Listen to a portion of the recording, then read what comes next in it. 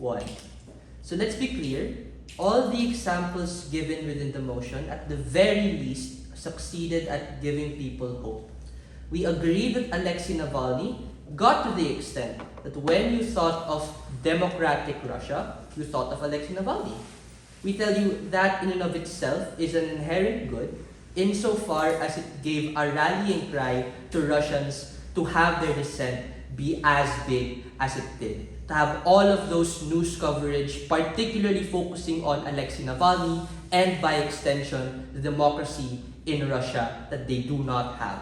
We tell you that it's quite telling that without this media coverage and this glorification of Alexei Navalny taking up that burden, then you wouldn't have had so much support, so much dissent, and all of the positive media coverage that Alexei Navalny and the pro-democratic Russians had. No, it's not even 1 minute. So 3 things in Deputy Leader of Opposition.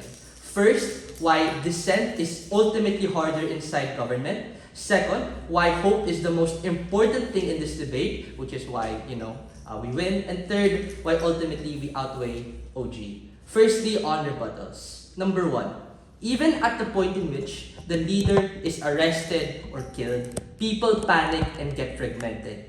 Just like what the apostles did after Jesus was crucified.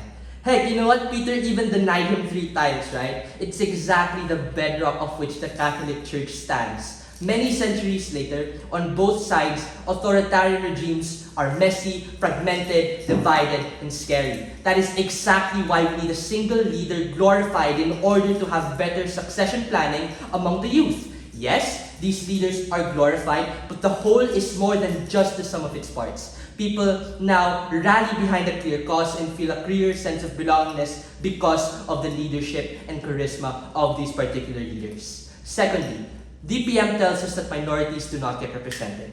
We think that in status quo, in all of the examples of authoritarian and anti-democratic governments, under an authoritarian regime, no one is represented but the ruling party or military junta. In order to actually transition and succeed towards democracy, we need a leader to rally behind in order to possibly succeed in doing so. The democracy that the leader is fighting for is what eventually gets these minorities better representation in a democracy. Yes, it's not a guarantee, but obviously worth fighting for since the status quo is shit. And on their side, they remain shackled under the dictator, no representation, worse representation honestly. Third and lastly, DPM tells us that the media might be biased. But as my partner said, media coverage creates limelight. Limelight creates virality, virality creates discourse, and discourse is where people can make more informed choices about where they stand and who they support, which is probably going to be pro-democracy as opposed to anti-democratic governments, right? So, what is my major extension for the round? We tell you that why our side offers better culture building through the relatability, identity, which gives these people hope. So why does this matter in the round? 3 reasons. The first is that the people affected by this motion were oppressed, are currently still oppressed. Secondly, these people largely have traditional and extremely harmful pressures placed upon them, as to what PM and my partner said, right? Thirdly, assumedly, the leader in power in and of themselves are probably going to be representative of the ruling class. We tell you that the solution to this is by propping up better men, better leaders, given how close they are towards the exact opposite. Why does cultivating identity, relatability, and hope all happen more on our side? 3 reasons. The first is that the figurehead of this movement are pro-democratic, which leads itself to tons of credence to fair representation. I.e., even if they are a part of that ethnicity and nationality, they'll still have a vested interest in putting more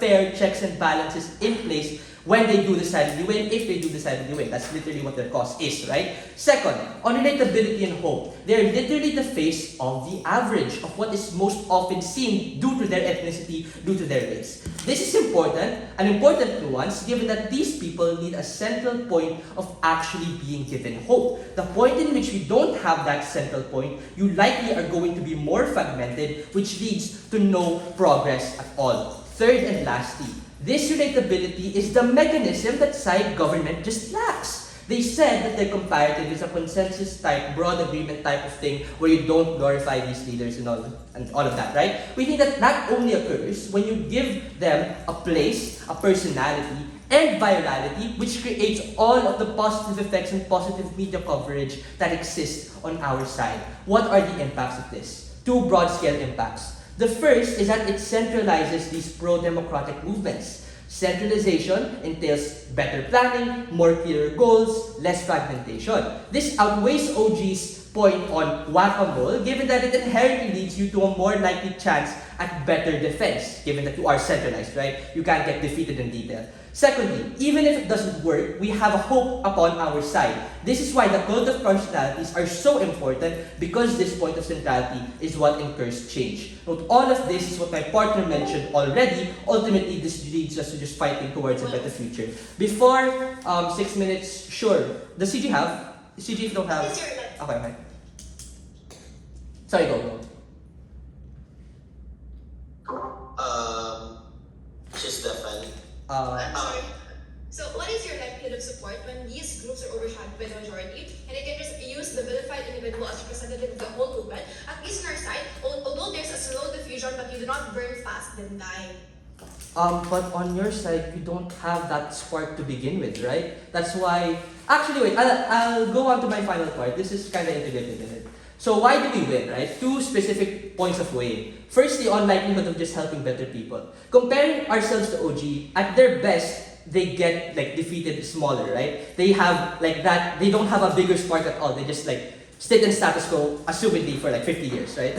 I.e., the point of centrality doesn't exist, so any attempt at making democracy happen just doesn't happen. You need these people to give yourself a concrete message, as opposed to Gov, when you don't know these people who need to lead these groups. So only on side opposition do you concretely get all of what government wants to have. Secondly, on gravity of impact. On Gov's comparative, we think it essentially happens the same way that China has Catholics, right? You have smaller movements represented by small unknown people, which by the way makes them less likely to be criticized, right? Or at their very best, you just give them no news coverage at all. At most charitable to them, their comparative provides hope to a smaller base of people. On our side, you get more people hoping, you get more people interested in this matter, and for all of those reasons, we are very proud to oppose. Thank you.